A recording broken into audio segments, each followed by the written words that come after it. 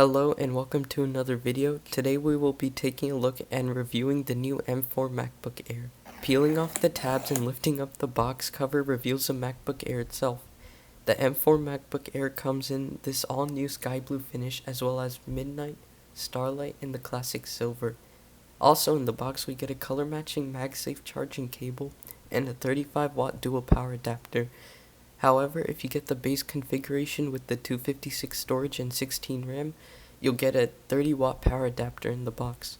You can configure this computer with either 256, 512 gigabytes of storage, which is the one I have right here, or even 1 terabyte or 2 terabytes of storage. In terms of RAM, you could either get 16, 24, or 32 gigabytes of RAM. For most users, 16 gigabytes should be enough. On the left side of the computer, you have the MagSafe charging port as well as 2 additional Thunderbolt 4 USB-C ports, and on the right side of the computer, you have your standard audio jack. I would suggest getting a USB-C hub in addition to your MacBook purchase so you can plug in all your older USB devices or even connect it to an HDMI screen. A great thing about the MagSafe charging port is if you were to trip along the wire will pull out of your laptop instead of yanking your laptop with it.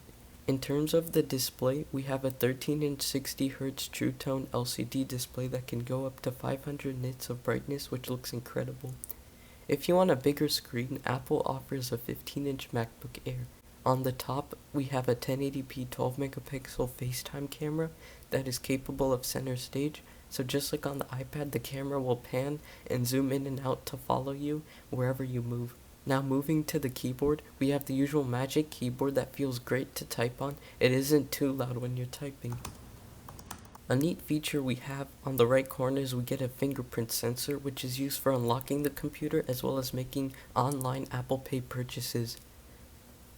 In terms of audio, we have 4 speakers that have amazing sound with spatial audio. The software, we have the latest macOS Sequoia, which brings Apple Intelligence features to the Mac.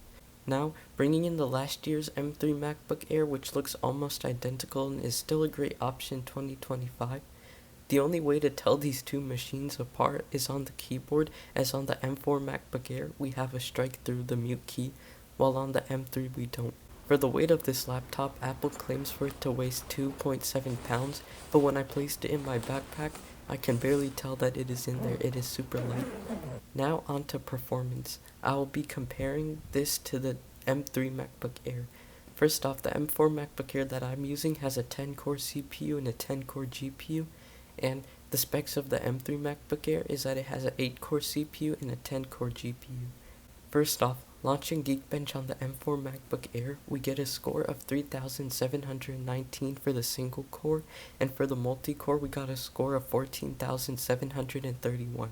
Launching Geekbench on the M3 MacBook Air, we get a score of 2,983 for the single core, and for the multi-core we got a score of 11,120. Now, launching the Blackmagic disk test to test out the SSD speeds, on the M4 we got 3,359 megabits per second for the write speeds, and for the read speeds we got a 2,630 megabytes per second. And launching the same test on the M3 MacBook Air, we got 3,348 megabits per second for the write speed, and we got 2,823 megabits per second for the write speed. Last but not least, we are going to open Cinebench R23 to test out the CPU. For the multi-core, we got 10,921 points, and for the single core, we got 2,150 points on the M4 MacBook Air.